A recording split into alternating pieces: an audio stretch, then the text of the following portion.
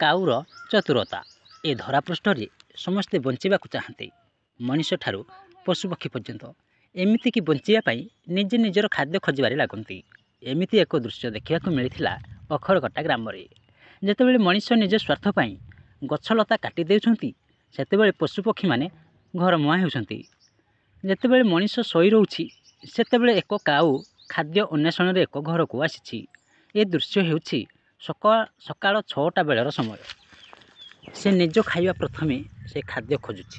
ଖାଦ୍ୟ ଖାଇବା ପରେ ସେ ପାଣି ପିଇବାକୁ ଚାହୁଁଛି। ପାଣି କିନ୍ତୁ ଏକ ବାଲ୍ଟିରେ ବହୁତ ତଳରେ ରହିଛି। ସେ ବାରମ୍ବାର ପାଣି ପିଇବାକୁ ଚେଷ୍ଟା କରୁଛି ଓ ଶେଷରେ ପାଣି ପିଇ ଉଡ଼ିଯାଉଛି। ଏଥିରୁ ଆମକୁ ବୁଝିବାକୁ ପଡ଼ିଲା ଯେ ବିଫଳତା ସଫଳତାର ଚାବିକାଠି। ଏଣୁ କାଉ ଯେମିତି ପରିଶ୍ରମ କରି ବିଫଳତା ପରେ ସଫଳତା ପାଇଲା, ସେହିପରି ସମସ୍ତେ ପରିଶ୍ରମ କରି ସଫଳତାର ଶୀର୍ଷରେ ପହଞ୍ଚିବାକୁ ଚେଷ୍ଟା କରିବାକୁ ପଡ଼ିବ।